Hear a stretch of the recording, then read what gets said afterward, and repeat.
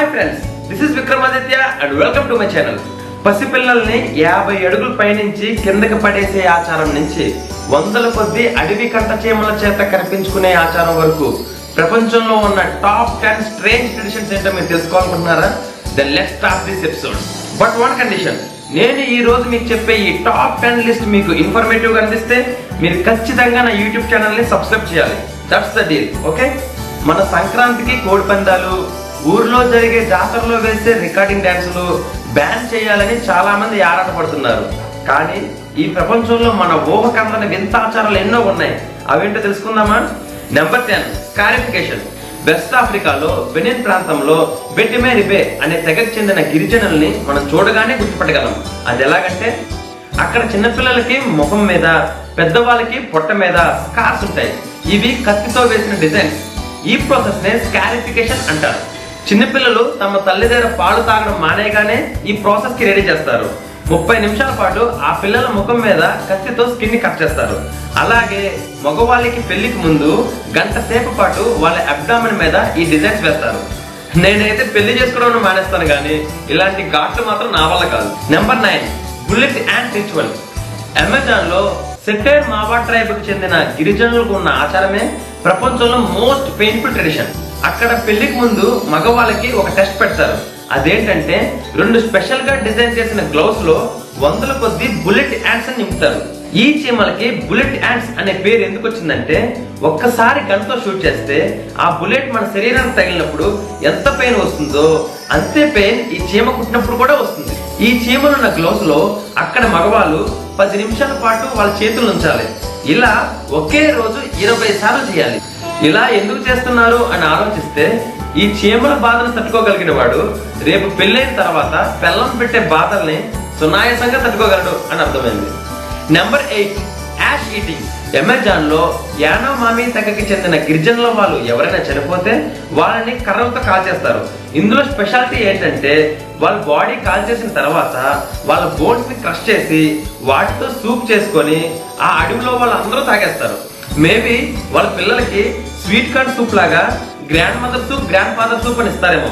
Number 7, baby tossing. మహారాష్ట్రలో షోలాపూర్ లో బాబా ఉమర్ దర్గా అనే ఒక దర్గా ఉంది. ఇక్కడ ఓకలి అనే ఒక ట్రెడిషన్ ఉంది. అదేంటంటే, 50 అడుగుల పైనుంచి పసిపిల్లల్ని ఒకసారి బాగా షేక్ చేసి కిందకి పడేస్తారు. క్రిందన కొంతమంది బెడ్షీట్స్ తో ఆ పిల్లల్ని పట్టుకుంటారు. ఈ ఆచారం 700 సంవత్సరాలుగా నడుస్తుందట. ఇందులో హిందూస్ అండ్ ముస్లిమ్స్ ఇద్దరు సమానంగా పాల్గొంటారు. ఇందులో స్పెషాలిటీ ఏంటంటే, ఇప్పటి వరకు పిల్లలెవరికి ఒక్క గాయం కూడా తగలేదట.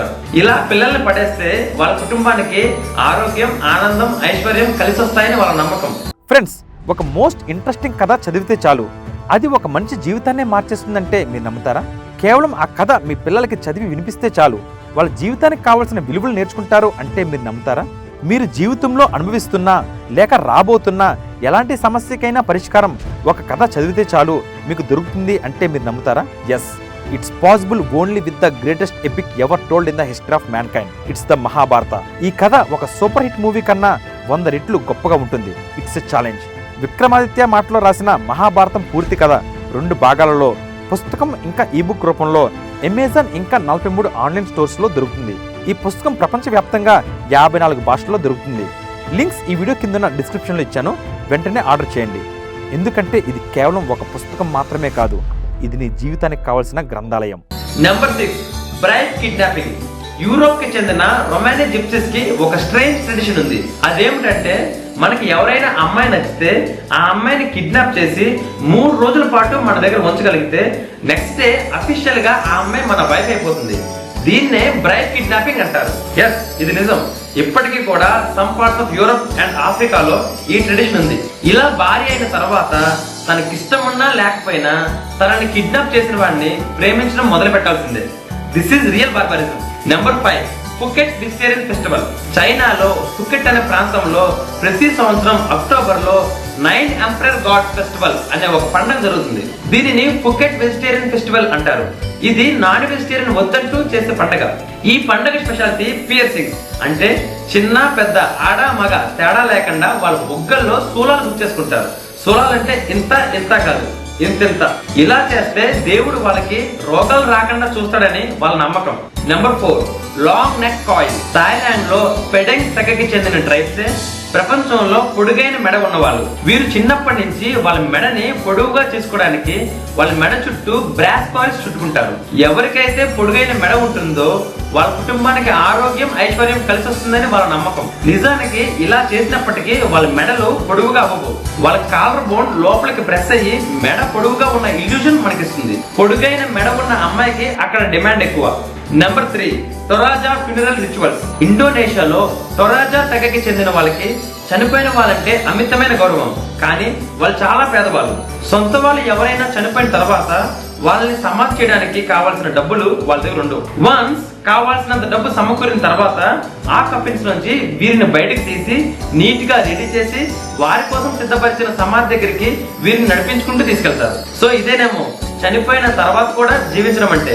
Number 2 Surma lip plate. Amazon లో సుర్మా తెగకి చెందిన అమ్మాయిల విలువ వాళ్ళ లిప్ డిస్క్ సైజ్ ను బట్టి ఉంటుంది. అక్కడ అమ్మాయిలకి చిన్న వయసులోనే వాళ్ళ కింద పెదవిని 1 to 2 సెంటీమీటర్స్ కట్ చేసి అందులో ఒక చెక్క ప్లేట్ ని పెడతారు. ఆ గాయం మానిన తర్వాత ప్లేట్ సైజ్ ని పెంచుతారు. ఇలా 8 to 20 సెంటీమీటర్ సైజ్ వరకు పెంచుతారు.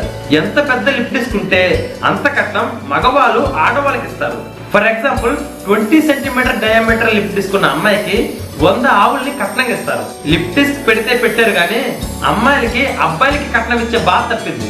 Number 1 Dani finger lick snippets. న్యూగినీలో డానీ ట్రైబ్ కి చెందిన వారి రిలేటివ్స్ ఎవరైనా చనిపోతే అక్కడ ఆడపిల్ల తరపు వారి వేలు ఒకటి నరికేస్తారు. మా వేలు కోల్పోయినప్పుడు మాకు ఎంత బాధగా ఉంటుందో మీరు చనిపోయినప్పుడు కూడా మాకు అంతే బాధగా ఉంటుంది అని సింబాలిక్ గా చెప్తారట. ముందుగా చేతి వేలికి టైట్ గా దారం చుడితే 30 నిమిషాల్లో బ్లడ్ సర్క్యులేషన్ ఆగిపోతుంది. అప్పుడు ఆ వేలుని కట్ చేస్తారు. ఇలా నరికిన వేలుని మంటల్లో కాల్చేస్తారు. చేతుకున్న గాయాన్ని ఇన్ఫెక్షన్ రాకుండా నిప్తో కాలుస్తారట. సచ్చినోడు చల్లకుండా. ఇదే మాట్లాడమండి బాబు.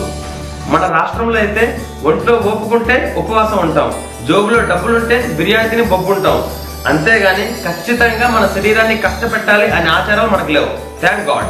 ఫ్రెండ్స్, నెక్స్ట్ ఎపిసోడ్లో కంటెంట్ వేరే లెవెల్లో ఉంటుంది. Don't miss it. నేను రాసిన మహాభారత పుస్తకాన్ని ఇప్పుడే ఆర్డర్ చేయండి. లింక్స్ ఈ వీడియో కింద ఉన్న డిస్క్రిప్షన్లో ఇచ్చాను. అలాగే ఇప్పటి వరకు నా ఛానల్ని మీరు సబ్స్క్రైబ్ చేసుకుని ఉండకపోతే వెంటనే సబ్స్క్రైబ్ చేసుకోండి. Till then take care.